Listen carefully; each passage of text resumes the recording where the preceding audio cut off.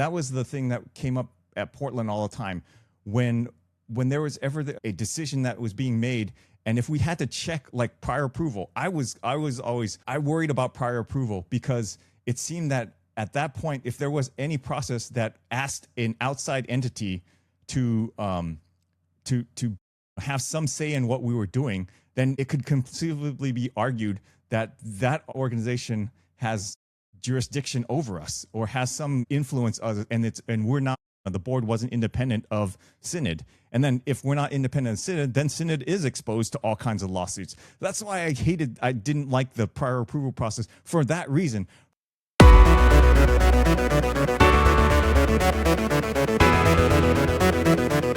Welcome to Synod Stories, a show about the Lutheran Church of Missouri Synod, its past, present, and future. I started this podcast to learn about the LCMS National Convention, and recently the Workbook has come out with the overtures in it, and I thought I'd do something a little different and have a solo episode where I go through some of the overtures in the Workbook. And I started with the Concordia ones because it just on my radar, just as a... So full disclosure, I am a nominee for a lay position on the Board of Regents for Concordia Irvine. So I'm not campaigning or anything. That's why I kind of was interested in the Committee 7. So what I did was I actually fed all the overtures I processed them and created individual text files for all the overtures. And I used Claude Code, which is an AI model from Anthropic. And I kind of just had us interaction with the AI, kind of going over what all the overtures, like kind of grouping them together. And so what this is the actual interchange I had with the AI. To work through all the 29 overtures headed into Committee 7 at this summer's LCMS National Convention. The AI had access to the actual source documents from the convention workbook. My questions are reproduced as I type them with a little cleanup for listenability. The AI's responses are condensed from the originals, but represent what it actually responded. I may add some commentary to give the thoughts behind my questions. So I want to start by here's my question. My first question, or my first interaction was, actually to put it better, my first prompt was, I want to start by just understanding the landscape. I asked the AI to look at the overtures in the university education folder and tell me which ones are duplicative and which ones are contradictory. Here's what I actually typed. Can you look at the wiki sources for the 2026 LCMS University Education Committee and see which overtures are duplicative and which are contradictory? So this is the AI's response. There are 29 overtures in Committee 7, and they cluster into recognizable patterns pretty quickly. On the duplicative side, overtures 702 and 703 are nearly identical, both arguing to sustain the Concordia University System as a synod-wide corporate entity. Same whereases, same resolves. The only real difference is the 7-03 adds the word in perpetuity. A floor committee would almost certainly consolidate them. In the prior approval cluster, 7-14 and 7-15 are word for word in their whereases. For 4 overtures, 7-14, 7-15, 7-16, and 7-23 all share the same basic structure, require transparency in the prior approval process, and establish a presumption of approval unless a candidate is found in violation of their ordination vows. The difference between them are minor, mostly about how public the transparency should be. On the contradictory side, the sharpest conflict is between 7-01 and 7-02. 7-01 from the LCMS Board of Directors proposes converting the Concordia University System from a corporation into a commission. 7-02 and 7-03 say the Synod should sustain it as a corporation. These cannot both pass. The convention has to choose. There's also a real contradiction on Lutheran identity. 7-07 from the Michigan District says the Lutheran Identity and Mission Outcome Standards, the LEMOs, have serious deficiencies and should be paused pending a task force rewrite. But 7-04 from the Pacific Southwest assumes the LEMOs continue operating and just asks that they be brought into alignment with a confessional definition. If 7-07 passes, it contradicts the premise of anything that assumes the LEMOs keep running. So there's my prompt back to it. Based on the resolutions, can you help me understand how I would choose between the structures outlined in 7-01 versus 7-02, 7-03? The choice comes down to what each side's arguments actually depend on. 7-01, the Board of Directors overture, argues that COS no longer does business functions. It used to manage lines of credit and coordinate operations across campuses, but the 2023 Resolution 7-04B stripped all of that away. Now COS just does ecclesiastical visitations, which is a commission's job, not a corporation's job. The overhead, corporate accounting, auditing, separate legal entity no longer earn its keep. And importantly, the commission model was the original plan from 2019. It only got shelved because of the Portland litigation. That litigation is now resolved. 7-02 and 7-03 push back on 3 grounds. First, accreditors require institutional separation from the governing church body. The corporate form provides that independence in a way a commission might not. Second, CUS holds donor-restricted endowment funds that are legally its own property, and dissolving the corporation raises real questions about where those go. Third, UNet, the online colloquy program, runs through the corporate entity. Here's how I'd evaluate those arguments. Remember, this is the AI still going back. The accreditor claim is the strongest from 7-02, and it's also the weakest part of 7-01.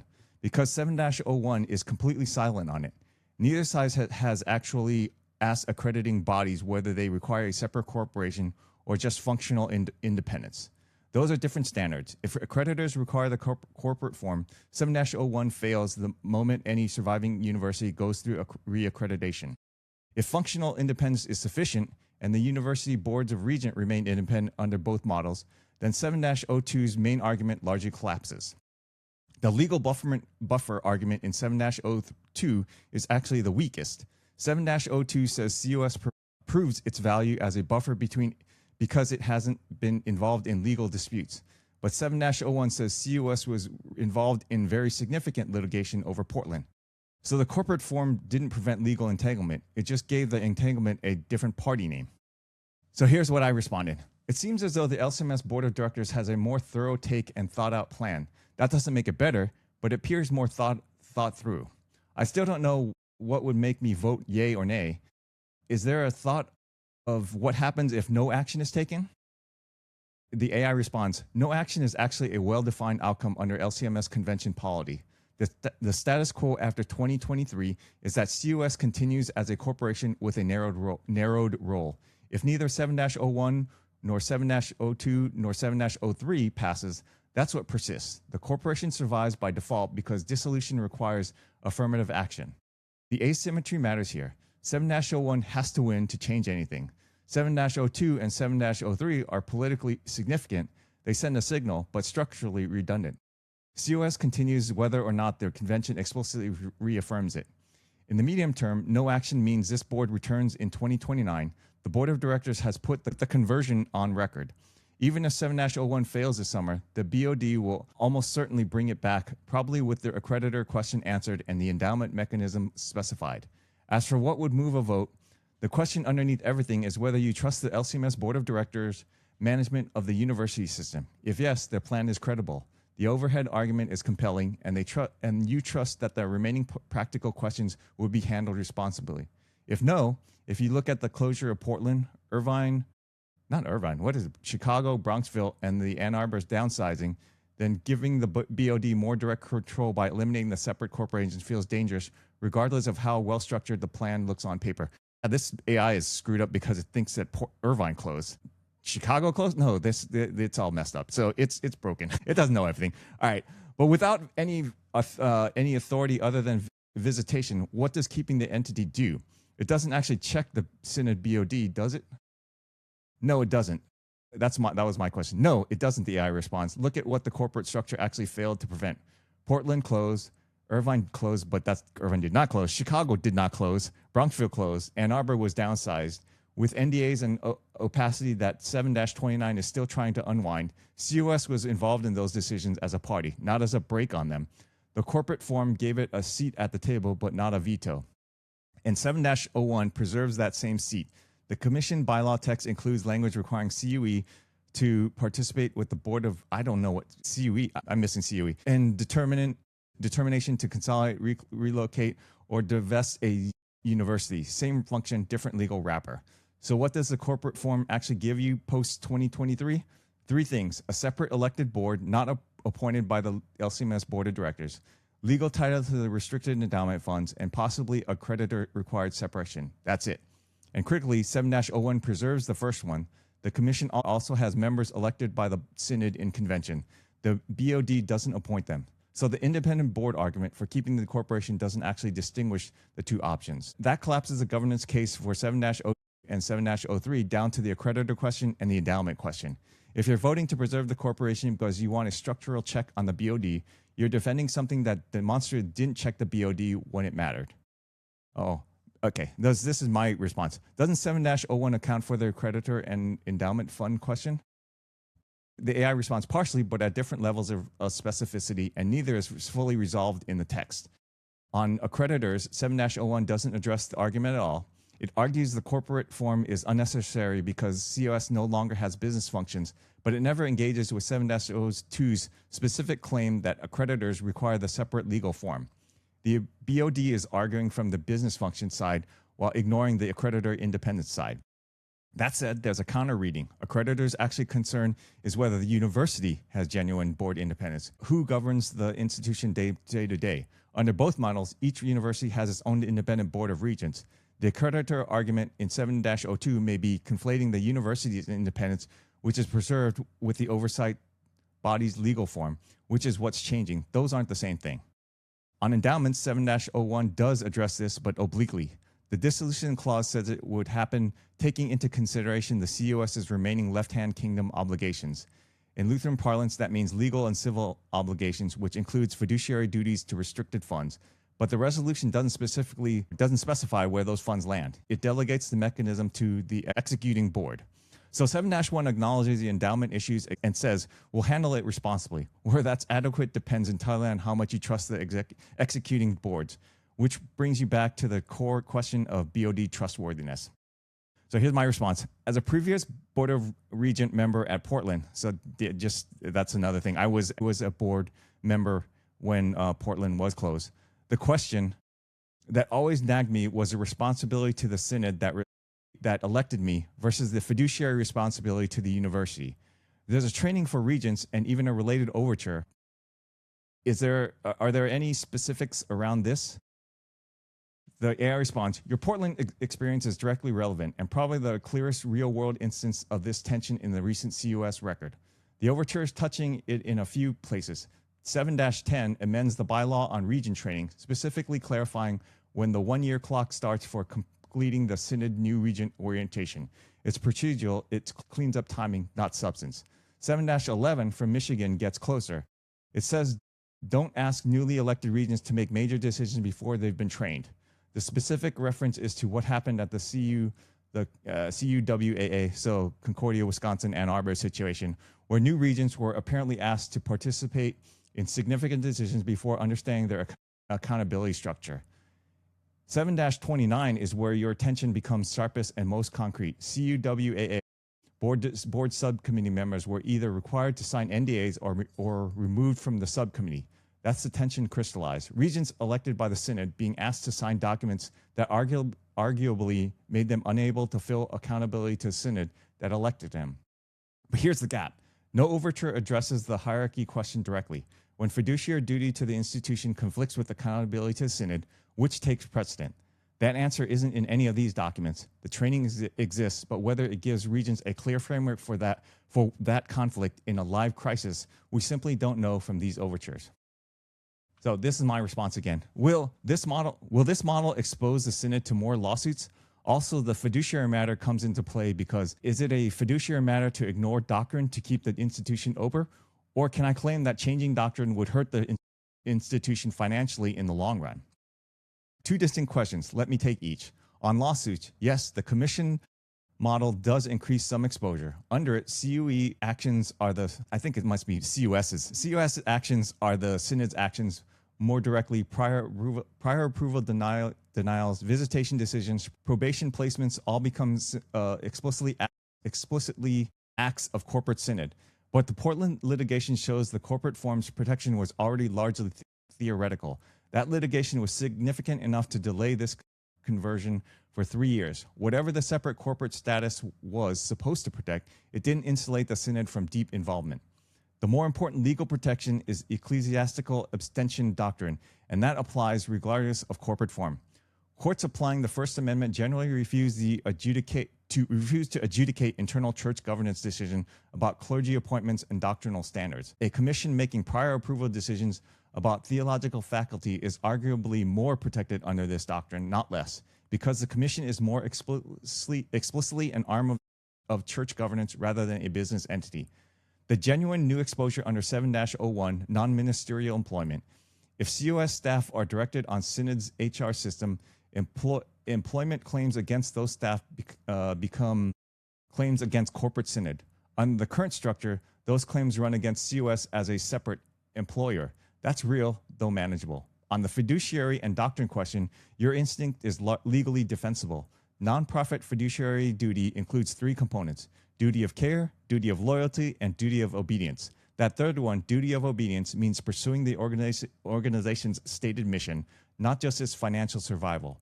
If Portland's Articles of Incorporation defined its purpose as confessional Lutheran education, then a board that allows doctrinal compromise to attract enrollment is arguably breaching that duty, regardless of the financial rationale. And there's an empirical argument too. The COS closure historically actually supports the position that doctrinal compromise accelerated rather than solved financial problems. At Portland, Bronxville, and several others of these moved away from their confessional identity as a survival strategy and still closed. That gives the fiduciary argument real grounding. You're not asking anyone to adjudicate theology. You're presenting a business judgment about long-term institutional viability. Okay, so here's my response to that thing. And I don't know about all the legal stuff. They sounded realistic to me. Those three things, the three components: duty of care, duty of loyalty, and duty of obedience. It sounds realistic, but that's obviously something that AI could have made up. We'd have to ask like T.R. Halverson or one of the lawyers in Synod. Anyway, here's my response. It's on duty of obedience. Does that apply in all states? I know we had this issue because many times Oregon state law specifically came into play. The AI says, no, it doesn't apply uniformly. And this is one of the most important practical complications that neither 7-01 nor 7-02 adequately address. Duty of obedience as an explicitly codified fiduciary duty varies significantly from state to state. New York and California have robust statutory versions. Oregon's nonprofit law, ORS Chapter 65, is based on the Model Nonprofit Corporation Act, which frames the duty primarily as acting in the best interest of the corporation, in good faith towards its stated purpose. Duty of obedience in Oregon is more of a derived common law concept than an explicit statutory requirement. That framing creates the exact problem you encountered.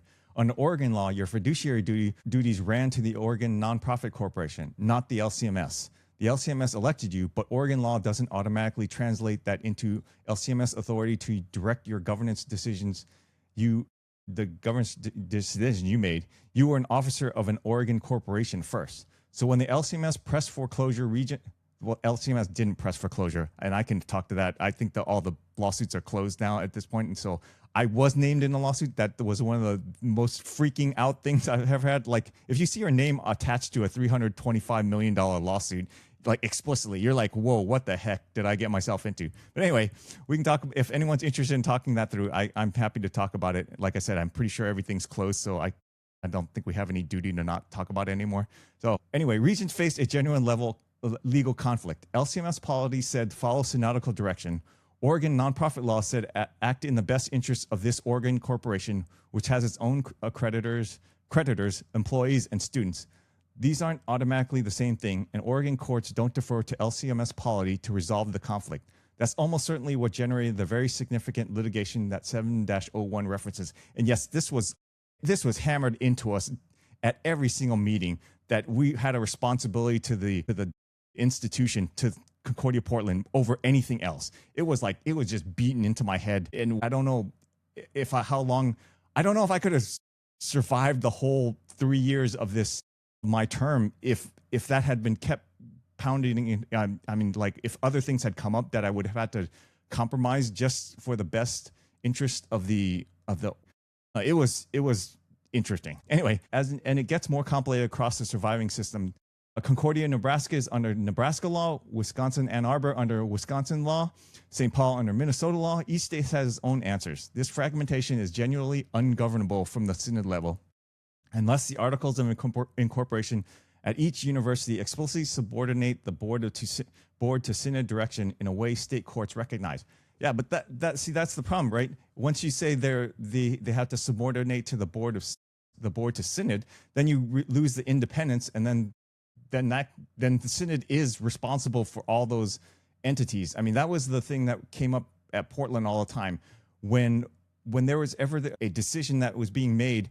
And if we had to check like prior approval, I worried about prior approval, because it seemed that at that point, if there was any process that asked an outside entity to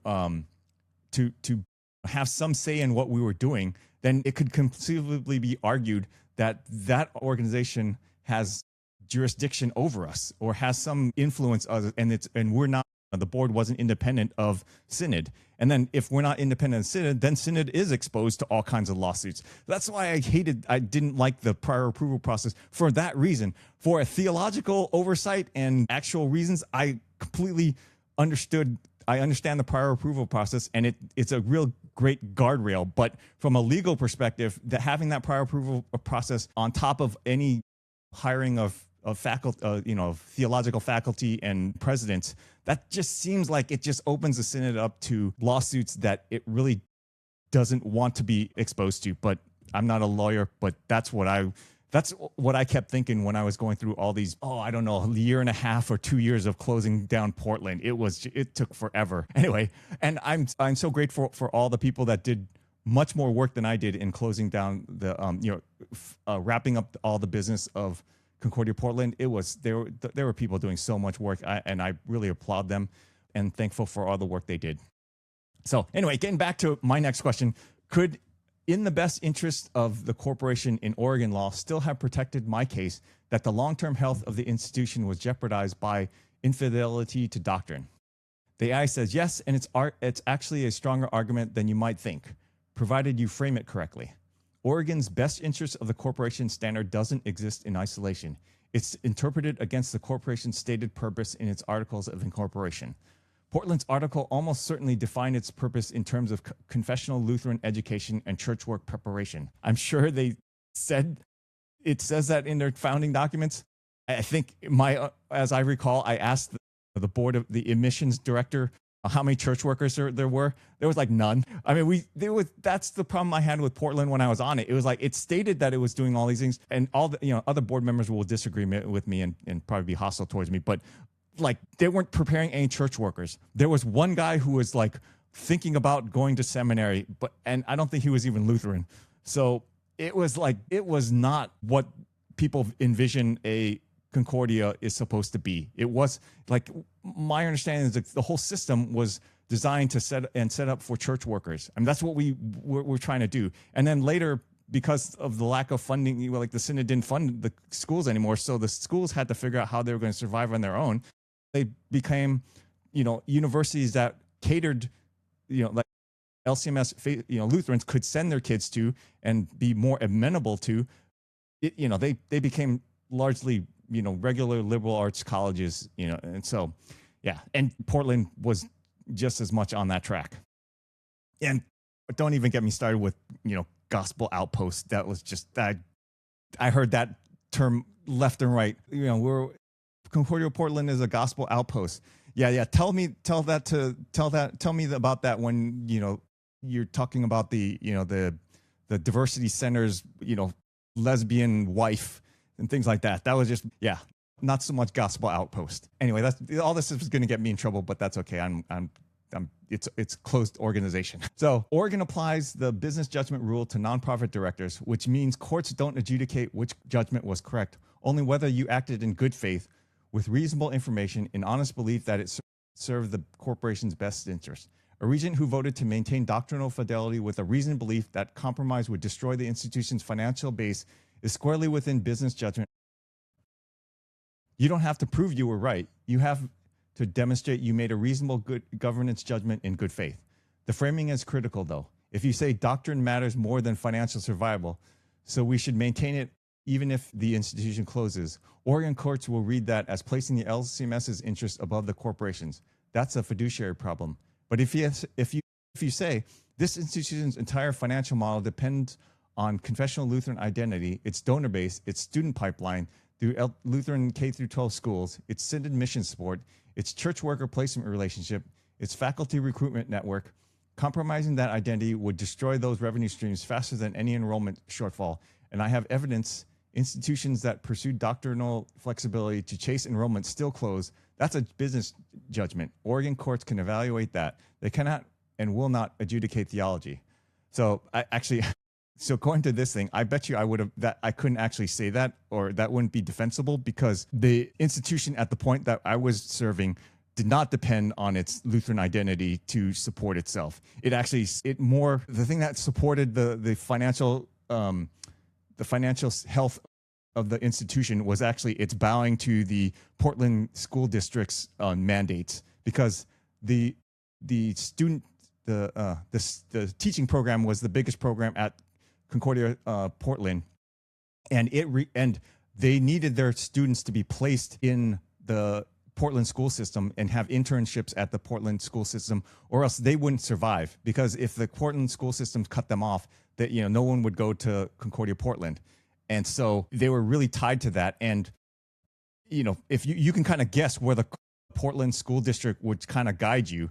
So yeah, their Lutheran identity was not foundational to their financial health. It was actually anti that, probably. But I would still, I don't know if I could argue. I don't know.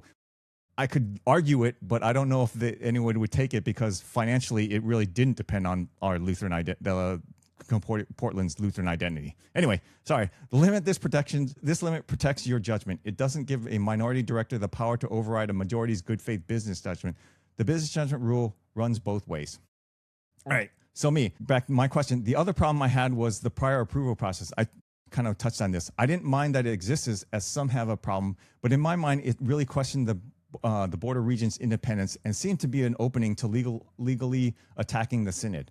And the AI responds, your concern cuts right to the structural problem that none of the prior approval overtures actually fix. Regional accreditors require that the institution's governing board have genuine authority over institutional governance. Their criteria specifically flag undue external control. The prior approval process gives a Synod panel veto power over theological faculty appointments. An accreditor reading the bylaw structure could reasonably conclude the Synod is the de facto employer of theology faculty, with the Board of Regents executing a search process that the Synod controls at the decision point. This is the same accreditor independence argument that 7-02 raises in defense of the CUS Corporation. But almost nobody in the committee is pointing out the prior approval process and how it undermines board independence from a completely different direction. You can't argue CUS needs to remain a corporation to protect accreditor-required independence while simultaneously maintaining a bylaw that gives a Synod panel veto power over faculty hiring. On the legal exposure side, when a Synod panel participates in a faculty appointment decision, the Synod stops being an ecclesiastical visitor and becomes an employment decision maker. Those are legally distinct relationships. An ecclesiastical visitor has strong First Amendment protection. An employment decision maker is subject to employment law. If a candidate is selected by the board, goes through prior approval, gets denied, and loses the position, they can name the institution, the board, and the Synod in an employment claim. The Synod can't easily argue it had nothing to do with employment decisions when its panel made the dispositive call. The prior approval overtures are all about process, transparency, assumed approval, reasons given to denied candidates. Those are important reforms, but none of them address the underlying structural question. Should the Synod have approval and veto authority, or assessment and certification authority? Those are different things. The Catholic mandate system, where a bishop certifies theologically suitable and suitability, and the board makes their employment decision, is roughly what accreditors accept at Catholic universities without treating it as a board independence violation. The LCMS process is structured as a veto, not a credential. That's a more legal, governance-wise vulnerable position, and nobody in Committee 7 is proposing to change it. Okay, then I respond. What is a general summary of the prior approval overtures, either individually or grouped if they are similar. The 11 overtures fall into 4 groups. The largest group is what I call transparency plus assumed approval.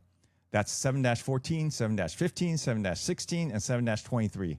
All 4 share essentially the same structure, require transparency in the process, establish a presumption that candidates should be approved unless they're found in violation of their ordination vows, and give denied candidates an opportunity to clarify their positions. The key difference, 7-14, 7-15, and 7-23, want the process publicly available to all Synod members. 7-16 from the Florida-Georgia District wants it available only to the candidate, the calling institution, and the ecclesiastical supervisor. That scope difference matters, and the floor committee has to choose. The second group is a single overture, 7-17 from the Southeastern District. It shares the same philosophy as Group 1, assumed approval, transparency, due process, but proposes actual bylaw text rather than just convention direction. It would add a new bylaw 3.10.8 specifying that approval shall be granted and shall not be withheld unless there's a clear and substantiated evidence of a violation, and that panels must adopt written guidelines made available to Synod members. Locking it in bylaw makes it harder to ignore between conventions. The third group is panel expansion, 7-18 and 7-19, which are near duplicates. Both propose expanding prior approval panels from 3 to 5 members, drawing from the Commission on Doctrinal Review, the Commission on Theology and Church Relations, seminary boards, and others. Both defer bylaw changes to the 2029 convention. These point in a different direction than groups 1 and 2. Rather than lowering the default bar through assumed approval, they want more structural oversight through a larger panel. You can't really implement both philosophies at once. The fourth group is minimal ask. 7-20 from the Minnesota South District is the most distinctive. It's the only overture that actually commends the CUS for having already published its theology faculty criteria and asks for better communication with denied candidates. 7-21 from the Pacific Northwest is a simpler version of Group 1. 7-22 from the Northern Illinois District just asks Synod leadership to publish magazine articles explaining how the process works. 7-24 from the Atlantic District asks for a 1-year review and feedback protocols, useful as potential additions to a larger resolution, but thin on their own. All right, here's my next prompt. Just to confirm, can you explain to me what positions require prior approval? I just want to double check which ones which required prior approval. So based on the bylaws cited across these overtures, 4 categories. First, theology faculty at CUS universities under bylaw 3.10.6.9.2. Awesome, love the 5 numbers in a row. Can we get 6? Maybe, I don't know. Anyone teaching theology classes at a Concordia University System Institute.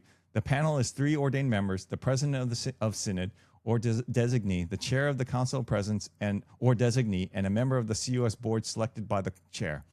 This process was extended to CUS universities in 2016, about 13 years after it was established for seminaries. Second, full-time seminary faculty under bylaw 3.10.5.7.3. Awesome. A different panel, same first 2 seats, but the third is the chair of the board for national missions rather than a CUS board member. This panel was created in 2013 after the 2010 restructuring eliminated the board for pastoral education that previously handled it. Yes, I was part of that 2010 restructuring. Yay, BTRFSSG, Blue Ribbon Task Force on Synodical Structure and Governance. Thank you, Dr. Kieschnick. Third, university and college presidents under bylaw 3.10.6.8.2. All CUS presidential appointees require prior approval. The overtures cite that this bylaw, but don't specify the panel composition as precisely as the faculty penalty. I remember at Portland, there was an interim president, and so we were, I think it was even like the prior approval process where we gave them names. That was just a show. I'd say a colorful kind of show, but it was a show because they put a woman on there. They put there's people they put on that thing. Just like, why do you even bother? This was like ridiculous. Don't do silly things. Anyway, sorry. Commentary. Fourth, seminary presidents under bylaw 3.10.5. describes as a selection process rather than a prior approval process. As distinction, the overtures flag, and one that matters because 7-23 specifically asked that seminary presidential protocols be clarified and made public alongside the university protocols. One thing worth noting, the CUS University Theology faculty panels include a CUS board member. If 7-01 passes and CUS becomes CUE, that's where CUE came from. Okay, that panel seat would presumably transfer to a CUE member, but 7-01 bylaw text doesn't specify this. It's another implementation detail that's been delegated rather than resolved. Okay, me. Here's my next prompt. Has there been a lot of pushback on this process? I'm not sure that those positions come up so often that they have sparked controversy. I did hear about this a little bit in a recent, I think, Issues Etc. podcast or some podcast I was listening to. There was more about this, but here's what the AI said. Your instinct is right. The volume is disproportionate to the frequency of these appointments, and that's one of the most revealing things about this cluster. The preamble language that appears almost verbatim across the 9 of the 11 overtures is a clear signal. It says, the bylaws delegated prior approval to the specific groups, but never stipulated how the process should be carried out. And over time, this had led to questions. That shared language arriving from districts as geographically dispersed as California, Michigan, Missouri, Florida, and the Southeast and the Northwest doesn't suggest 9 independent discoveries of the same abstract concern. It suggests district coordination around specific experiences. 7-21 from the Northwest District is the most explicit about what actually happened. There are members in good standing who at times do not pass prior approval and receive no follow-up or counsel, yet remain in good standing. That's a description of a specific visible contradiction. A rostered LCMS minister still serving a congregation, still in good standing, who was denied approval to teach, no explanation given, no disciplinary process triggered.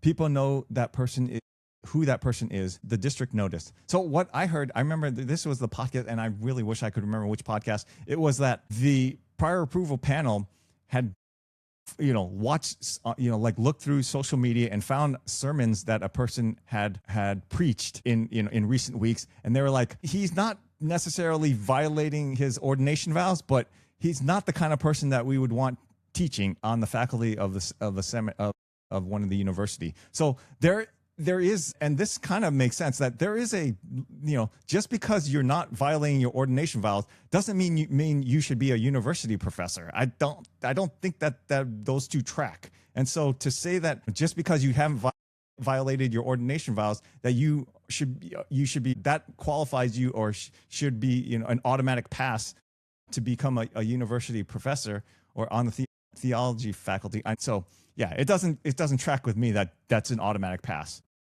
Going back to the AI response, 7-20 from the Minnesota South points to a different piece of the same picture. It specifically commends the CUS for recently publishing its theology faculty criteria, citing a 2025 document.